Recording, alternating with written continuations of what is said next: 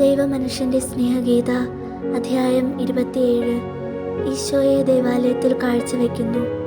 Joseph ഒരു കഴുതയുമായി കാത്തു നിൽക്കുന്നു.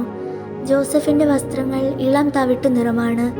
മേരി വെള്ള വസ്ത്രമാണ് ധരിച്ചിരിക്കുന്നത്. ഇളം നീല മേലങ്കിയും വെള്ള ശിരോവസ്ത്രവും. ശിശുവിനെ നല്ലതുപോലെ പൊതിഞ്ഞിട്ടുണ്ട്. ദേവാലയത്തിലെത്തി ജോസഫ് കച്ചവടക്കാരുടെ സ്ഥലത്തു നിന്ന് 2 വെള്ള പ്രാക്കളെ വാങ്ങുന്നു. അവർ ദേവാലയത്തിലെ ഒരു വലിയ ഹാളിലേക്ക് പോകുന്നു. വളരെ വിശാലവും ഏറെ അലങ്കാരപ്പണികളുള്ളതുമാണ് അത്. 2 വശങ്ങളിലും ദീർഘചതുരാകൃതിയിൽ അൾത്താരകൾ പോലെ 2 മേശകൾ. അവ കുഴിയുള്ള ബേസിൻ പോലെയാണ്. ഒരു പുരോഹിതൻ അവരുടെ അടുത്തേക്ക് വരുന്നു. പുരോഹിതൻ മേരിയുടെ മേൽ വെള്ളം തളിക്കുന്നു. മേരി 2 പ്രാവുകളെയും ഏതാനും നാണയങ്ങളും പുരോഹിതൻ്റെ പക്കൽ കൊടുക്കുന്നു. പുരോഹിതനോടൊപ്പം പ്രധാന ദേവാലയത്തിലേക്ക് പോകുന്നു.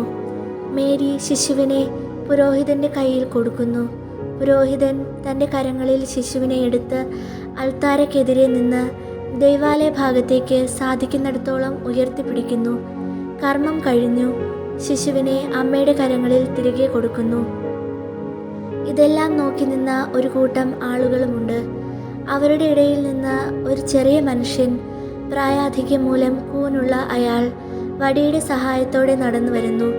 മേരിയുടെ അടുത്ത് ചെന്ന് കുഞ്ഞിനെ 1 നിമിഷം കൊടുക്കാമോ എന്ന് ചോദിക്കുന്നു. മേരി പുഞ്ചിരിച്ചുകൊണ്ട് ശിശുവിനെ അയാളുടെ കയ്യിൽ കൊടുക്കുന്നു. വൃദ്ധനിൽ ചിരിയും കരച്ചിലും കലർന്ന സമ്മിശ്രഭാവം പ്രകടമാകുന്നു. ഈശോ കുഞ്ഞിക്കൈകൾ നീളമുള്ള താടിയിൽ പിടിക്കാനായി നീട്ടുന്നു. ജ്ഞാനിയായ വൃദ്ധൻ്റെ വാക്കുകൾ പ്രവചനമായി തീരുന്നു. അത് ജോസഫിനും മേരിക്കും വിസ്മയവും ദുഃഖവും ഉണ്ടാക്കുന്നു. ആളുകൾ വിസ്മയം, ദുഃഖം, തമാശ എന്നിവ കലർന്ന ഭാവത്തോടെ നോക്കാനും സെൻഹെദ്രീൻ സംഘാംഗങ്ങളും ഉണ്ട്. അവർ തല കുലുക്കി പരിഹാസത്തോടും കപട സഹതാപത്തോടും കൂടെ വൃദ്ധനെ നോക്കുന്നു. വാർദ്ധക്യം മൂലം ബുദ്ധി മന്ദീഭവിച്ചതാണെന്നാണ് അവർ വിചാരിച്ചത്. ശിമയോൻ ദുഃഖത്തിൻ്റെ കാര്യം പറയുമ്പോൾ മേരിയുടെ പുഞ്ചിരി താനെ വിളറുന്നു.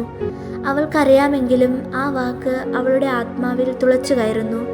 കുഞ്ഞിനെ ചേർത്ത് പിടിച്ചുകൊണ്ട് ആശ്വാസത്തിനായി ജോസഫിൻ്റെ അടുത്തേക്ക് പോകുന്നു.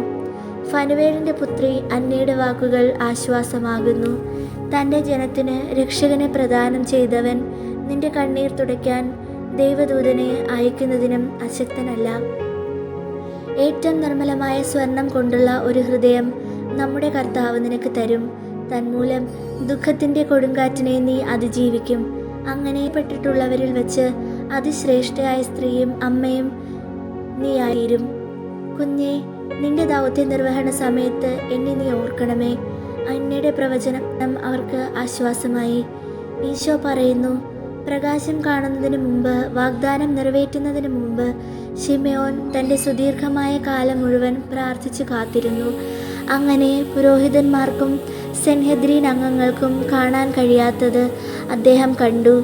ഒരു മാംസം ധരിച്ച ദൈവത്തിൻ്റെ പുത്രൻ മിശിഹ തനിക്ക് പുഞ്ചിരി സമ്മാനിച്ചു. സത്യസന്ധവും ദൈവഭക്തി നിറഞ്ഞതുമായ ജീവിതത്തിന് ലഭിച്ച അസുലഭമായ സമ്മാനം.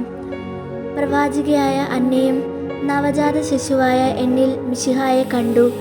അന്ധകാരത്തിൻ്റെ ദിവസങ്ങളിൽ നിങ്ങളുടെ ആത്മാക്കൾ ചഞ്ചലിക്കുമ്പോൾ അവൾ മൊഴിഞ്ഞ വാക്കുകൾ ഉപയോഗപ്പെടുത്തുക.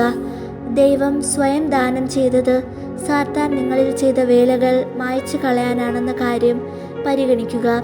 നിങ്ങളെ അലട്ടുന്ന സാത്താന്മാരെ പരാജയപ്പെടുത്തുവാൻ ദൈവത്തിന് കഴിവില്ലെന്ന് വരുമോ?